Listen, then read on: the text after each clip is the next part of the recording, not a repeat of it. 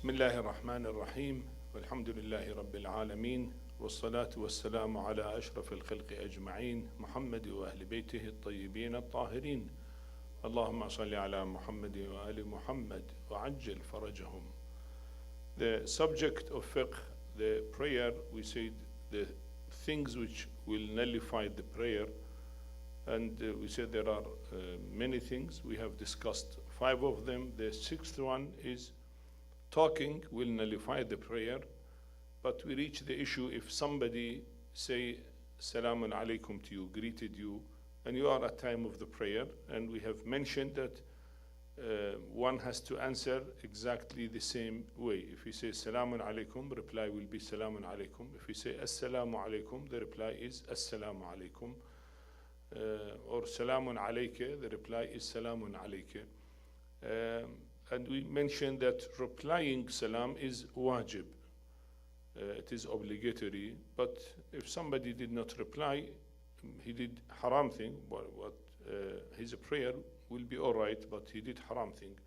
So he has to reply. Of course, here one point to be mentioned, that if you know he had said salam to you, because if there are a group of people and he says Salaam alaikum and he mean to other people, not to you who are praying, then it is not wajib for you to reply the salam, because his salam is not to you, actually is to others. So if you are alone, let us say at home or in a mosque alone, and somebody come and say Salaam alaikum and you know he means you, then in that case you have to reply him. We reach the issue 1149. It is obligatory that a person who is in a prayer responds to salam with the intention of a greeting. But if he responds with the intention of prayers or a blessing, meaning may Allah bless you, there is no harm. Actually here some of the ulama said how you reply the salam, what intention. If you say intention of salam, greeting, then maybe an extra word is at the prayer. So it's better to reply with the intention of reciting the Holy Quran, because Salamun alaykum in the Quran is, or Salamun alaykum tibtum bima amaltum fil ayyam al-khali. There is an ayah where there is Salamun alaykum. So one replies Salamun alaykum with the intention of reciting Holy Quran. So it reply, and you replied with ayah of the Holy Quran. But then here Ayatullah Al-Sistani clarifies that no, even if it is with the intention of a greeting, there is no problem. Actually, it should be with the intention of a greeting. Because he said, Salamun alaikum, greeting you, you have to reply by greeting him as well. Now, if you want to have intention that it is a type of supplication, means may Allah bless you, may Allah's peace be upon you. So your intention is not a greeting, but a prayer for him. Say, even that is okay. So whether it is in the intention of supplication and praying for him, or intention of a greeting to respond to his greeting, or intention of reciting Holy Quran as other ulama say, in all the ways still that it is okay. No problem in any intention, but you have to reply the salam. Issue 1150, if a woman or a non-mahram or a discerning child, that is one who can distinguish between good and evil, says salam to a person in a prayer, the person should respond. However, in reply to the salam by a woman who says Salamun alayka, the person offering prayers can say Salamun alayki, giving kasra or at kaf of the end. Well, here many points. He said sometimes a woman who is not a mahram, a foreign woman, say salam. For that also is wajib. You say yes, it is wajib. Whether a woman mahram or non-mahram, make no difference. Anybody who says salam, you have to reply. The second point, he said if a child. Now, how old is that child? If a child of 2, 3 years, they say, Salam, is it wajib? No, if a child who knows good and evil. Usually, they say at the age of 7, 8 years, 7, 6, 7, 8 years, the child at that age, he differentiates between good and evil, or good and bad, you know. So that child, you say mumayyiz. Mumayyiz, he can differentiate between things, you know. تعبير in fiqh is mumayyiz. الطفل المميز. Mumayyiz means he can differentiate between things, you know, which are good or not good, you know. If he's very smaller, he do not know what is good, what is bad, you know. He do things by his own nature.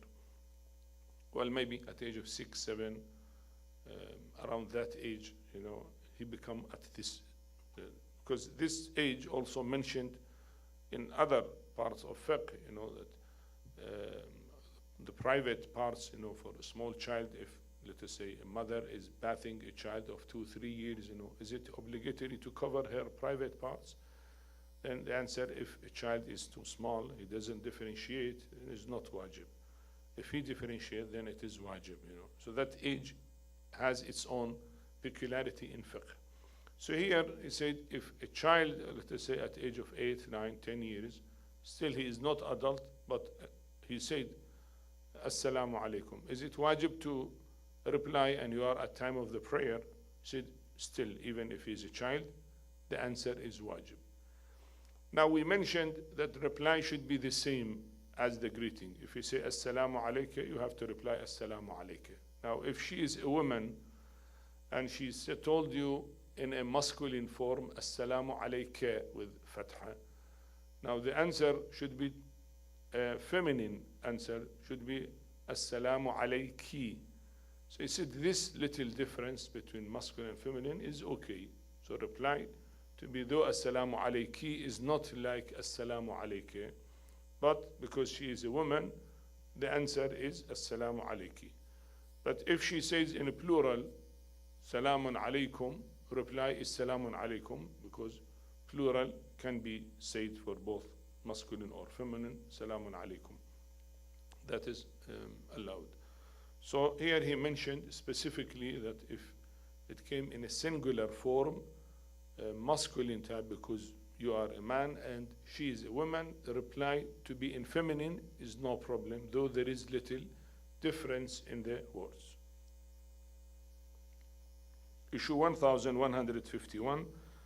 If a person in a prayer does not respond to salam, his prayers are in order, though he will have committed a sin.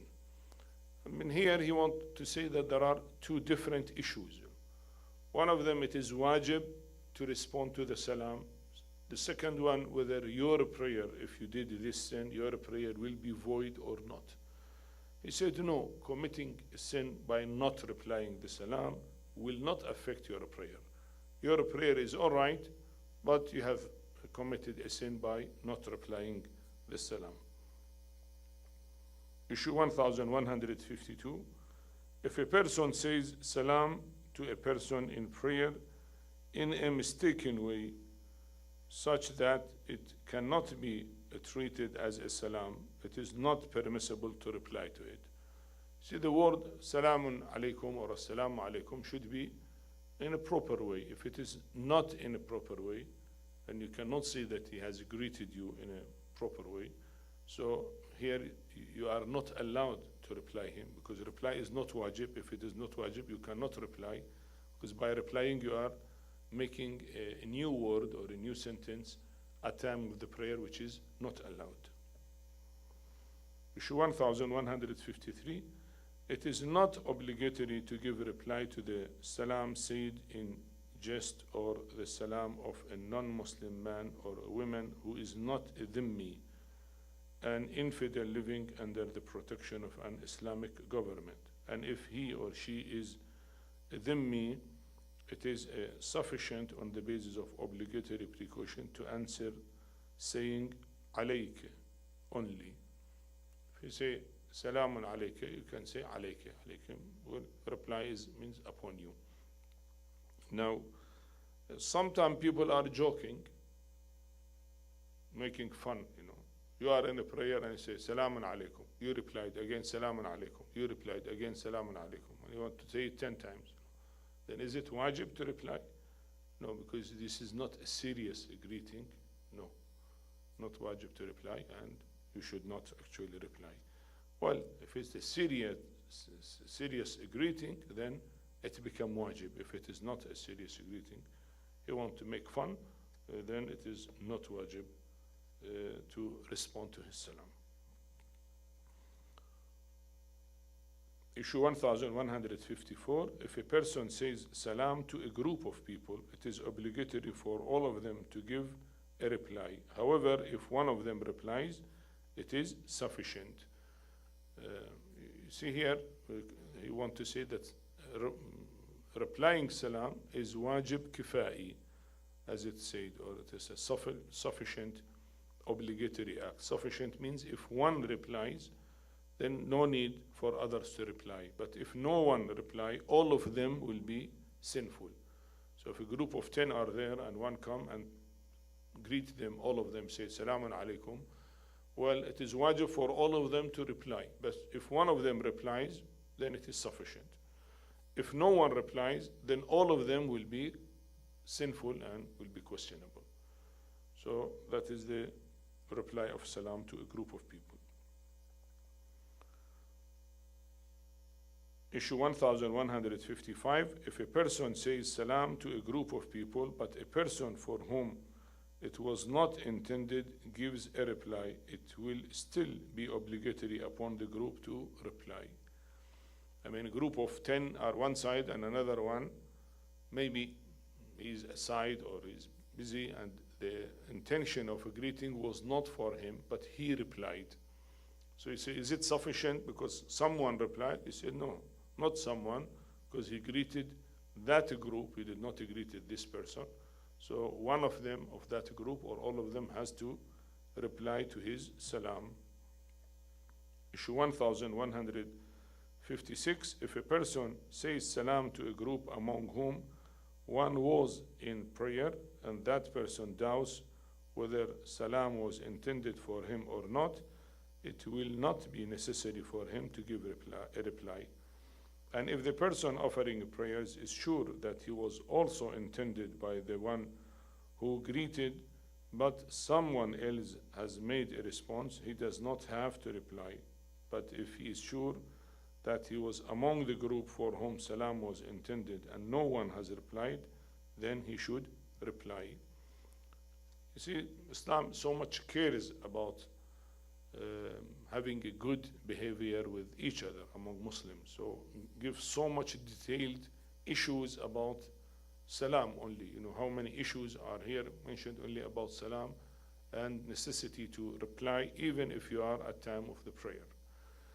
But he said here, you know, if there are a group of people there and one of them is offering the prayer, the rest are not. And somebody came and you heard him, not in front of you, maybe from the back you heard, he said, Salamun alaikum. Now you don't know he meant you or he meant the group. Now when you are in doubt, reply is not wajib. If it is not wajib, then you cannot reply because you are at time of the prayer. Because you don't know that he meant you or he meant somebody else. Now if you know that he meant you and the group, and one of the people in the group, he replied, now it will become also not wajib for you to reply, because if one replies, it's sufficient. Then in that case, you should not reply because you are at time of the prayer.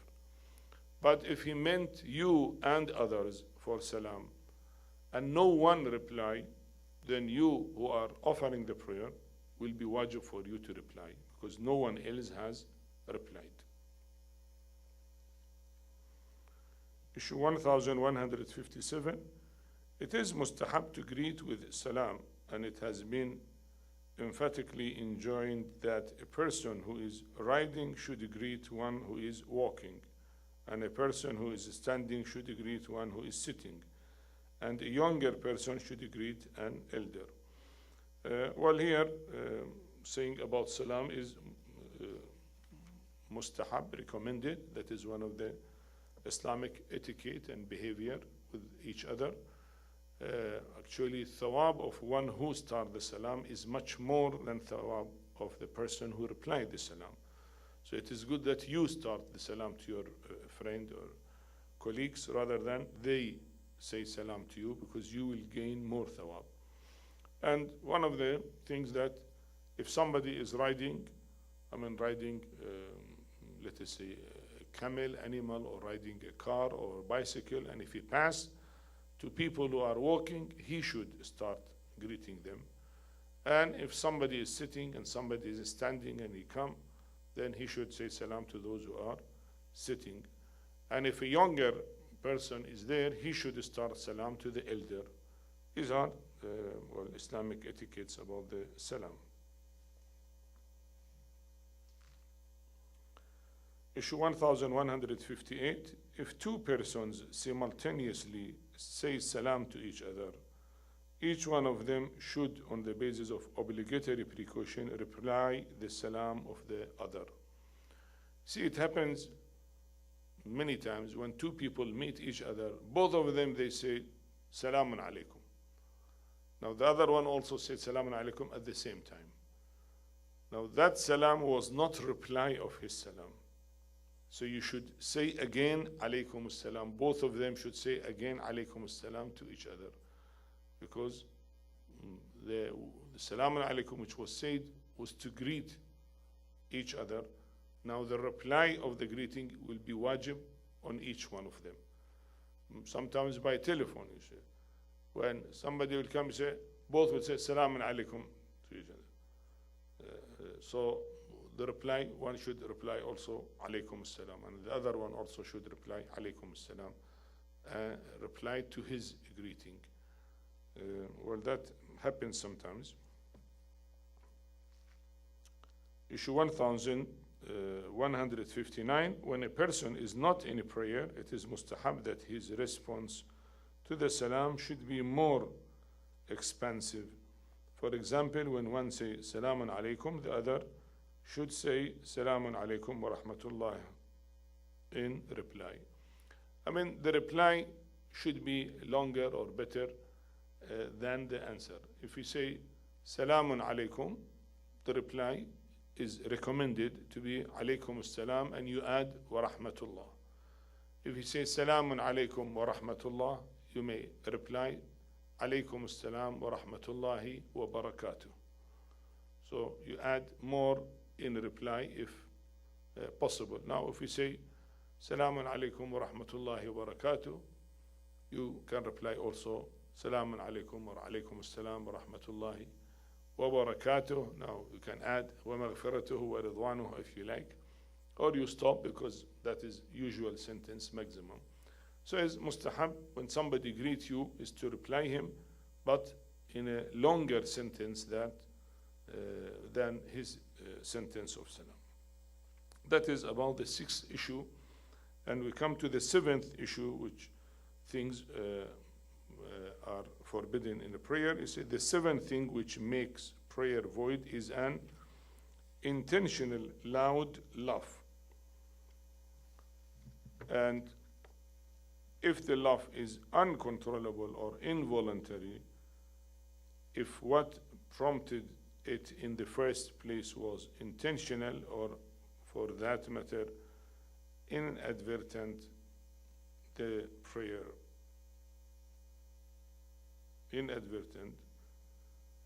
will be void. But if one laughs loudly unintentionally, or if he purposely laughs without emitting any voice, there is no harm. You know here about laughing. To laugh in a loud sound, not to smile. To smile is okay. As he said at the end, to smile is okay. But to laughing with a sound that is not allowed, it will nullify the prayer. He said if it is voluntarily done, or the prerequisites of it or introductory matters were done voluntarily. Somebody is joking with others, and then you hear or you listen, or somebody talking to you and you did not care to listen to him because you are in a prayer, you tried to listen, so the prerequisites were voluntary, so he said voluntarily, if you laugh, then it is voiding the prayer. If what happened involuntarily, some ulama said it will nullify the prayer, but Ayatullah Al-Sistani said if it is involuntarily, without a sound, or voluntarily with sound, still is okay. I mean, if you smile, it is okay, or if you involuntarily laugh with the sound, then it is okay, because that was an involuntary act.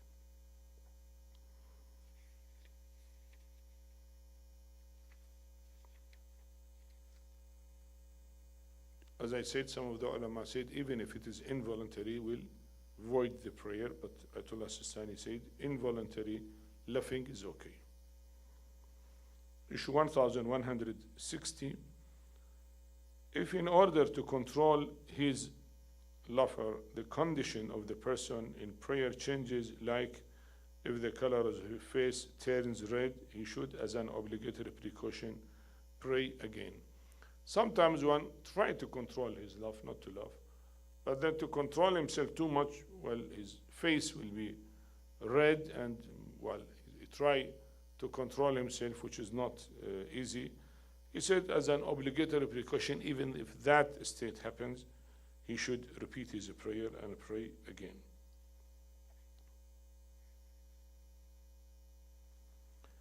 We come to the 8th point.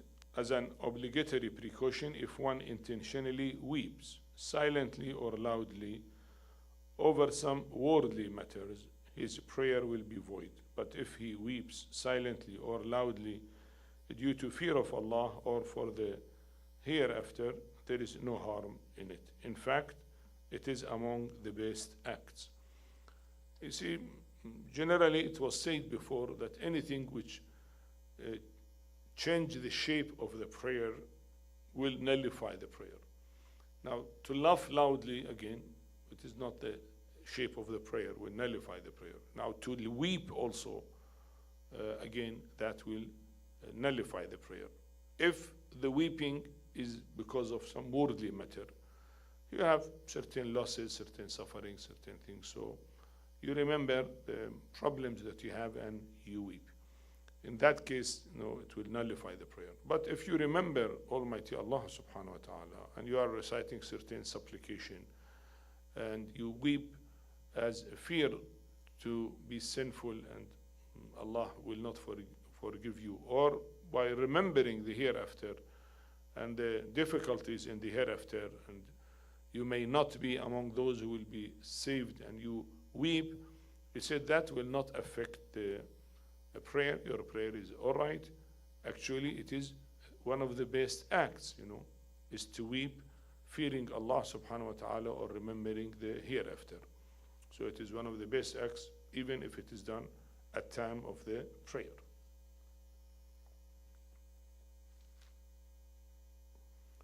I mean, weep silently means just the eye tears are coming down, without a sound.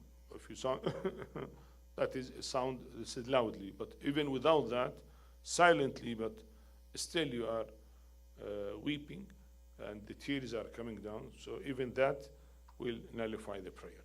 So you say silently or loudly. 9th, any act which changes the form of the prayer, like clapping or jumping, invalidate the prayer, regardless of whether that act is done intentionally or forgetfully. However, there is no harm in actions which do not change the form of the prayer, like making a brief sign with one's hand.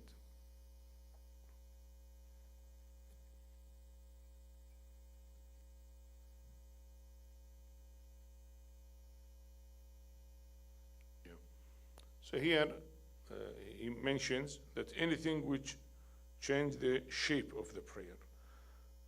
Now if somebody jumping or clapping unnecessarily, or that actually that is not the shape of the prayer. But sometimes you want to create intention of the people for something. You point out that, okay, for example, look to the baby or take care of the telephone or something. You point out to someone sitting, that is okay. Because just by pointing out something is okay. Sometimes if you beat your thigh, that is still is okay. It's not a clapping, it's not changing your, so that you attract intention of the people to know that you need to tell them a message, because it will not change shape of the prayer, is okay. But if you do an act which changes shape of the prayer, naturally the prayer will be nullified. Issue 1161, if a person remains silent during prayer for so long that it may not be said that he is offering prayers, his prayer is invalidated. Again, one of the things which will take you out of the shape of the prayer is to be silent. Somebody who offers the prayer naturally has to recite.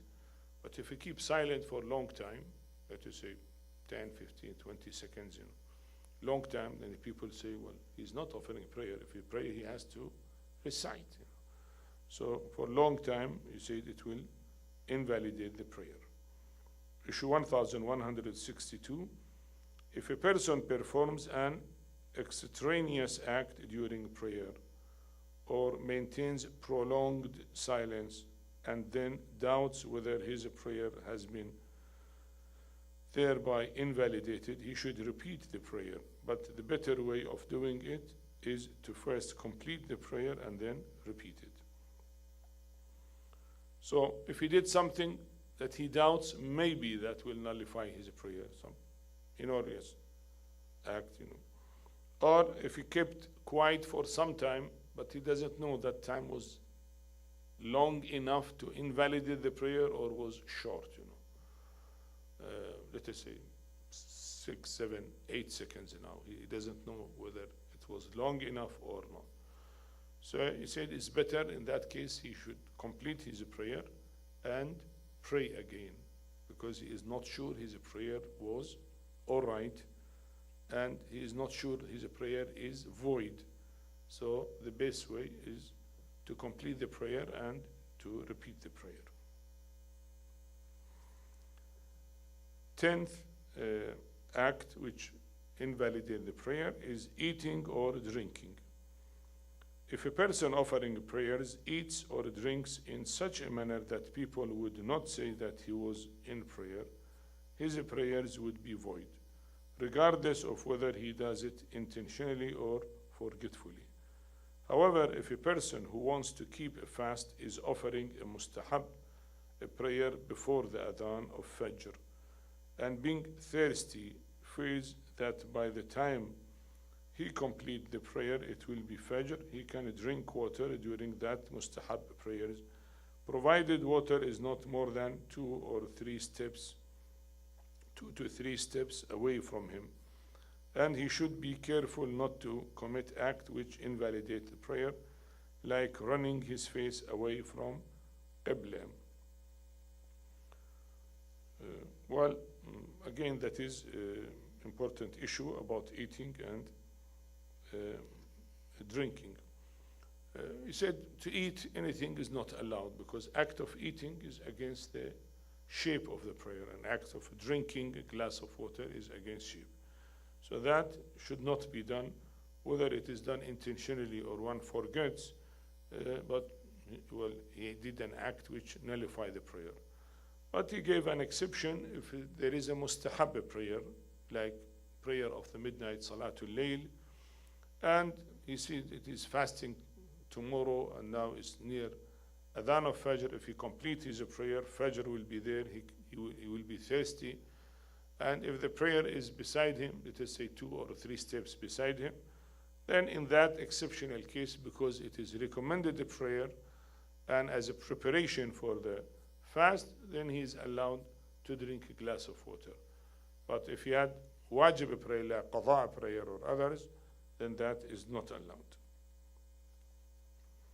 Issue 1163, even if the intentional eating or drinking does not change the form of prayer, as an obligatory precaution, he should repeat the prayer regardless of whether mu'alat is maintained or not by eating and drinking. Sometimes eating and drinking will not change shape of the prayer. Okay, you can take a little thing and put it in mouth. It may not change that shape of the prayer, but you say whatever it is, little or more, though mu'alat means continuation and sequence of the prayer, is not changed. Now, we are not eating for, let us say, 20, 30 seconds to say, okay, there is a gap. No, it may take 2 seconds to put something in mouth, even if it is a small, we said, but even that is not allowed and should not be done. It will affect the prayer. The 11th point, issue 1164, if a person in a prayer swallows the food which has remained around his teeth, his prayers are not invalidated. Similarly, if things like grains of sugar remains in the mouth and they melt slowly and go down the throat, there is no harm in it. Well, if somebody has one grain or one piece of rice, for example, in between his teeth, or small piece of meat, and it came out from his teeth to the mouth, and he swallowed it up. So that, of course, is regarded as eating. If you are fasting, for example, you are not allowed to eat that, because that is an act of eating. But will it affect your prayer if you are at time of the prayer? Some of the ulama says yes, it will affect the prayer, even that. So you have to take it out rather than to swallow it. According to Ayatullah Al-Sistani, he said no, it will not affect the prayer because it will not affect shape of the prayer. It is in mouth and swallowed like saliva is swallowed. It will not harm the prayer. So that is another point about eating.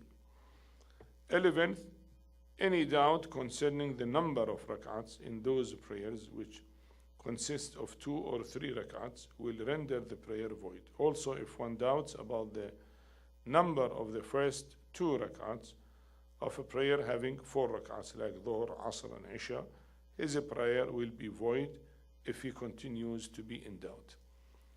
Now, if somebody praying morning prayer, which is 2 rak'at, or Maghrib prayer, which is 3 rak'at, and he has doubt about rak'ats, whether first or second and third, so any doubt in those prayers will nullify the prayer. Your prayer is void. Now, if you pray a 4 rak'at prayer, like Dhuhr, Asr, and Isha prayer, and he has a doubt whether it is first rak'at or second rak'at, that doubt also will nullify the prayer. If he has doubt whether it is second or third, it is okay, will not nullify. Second and third only in Maghrib prayer will nullify. But in Dhuhr, Asr, or Isha prayer, there is a solution for it, if you doubt. But if you doubt between first and second, they said that will nullify the prayer.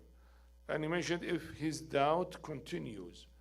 I mean, he may doubt, let us say, for a few seconds, and later on, he said, no, I think it is second rak'at. So, well, that is okay. His doubt did not continue. It was changed to what said, dhan, most probable situation. So it is most probably to be the second, or most probably to be the first. That is okay. Not only doubting will nullify it, but if doubt continue and he doesn't know, there is no solution for it, his prayer is void. While if he doubt whether it is second or third rak'at, there are some details which are going to come about doubts in the prayer, so there is a solution. But between first and second, there is no solution. It will nullify the prayer. And we come to the last, the 12th thing. If a person omits or add the ruku' elemental part of the prayer, either intentionally or forgetfully, his prayer is void. So we said elemental parts cannot be added or deleted. So ruku' to be added or deleted, one ruku' is an elemental part, or rukun, as it is said in fiqh, So if it's added or deleted, his prayer is void. Similarly, if he does an extra ruku' forgetfully, like adding a ruku' or 2 sajda in 1 rak'at, his prayer as an obligatory precaution will be void. If he omits ruku' intentionally or forgetfully, no doubt his prayer is void. But he said if he made extra ruku' forgetfully, here as a precautionary measure, obligatory precaution, also his prayer will be void.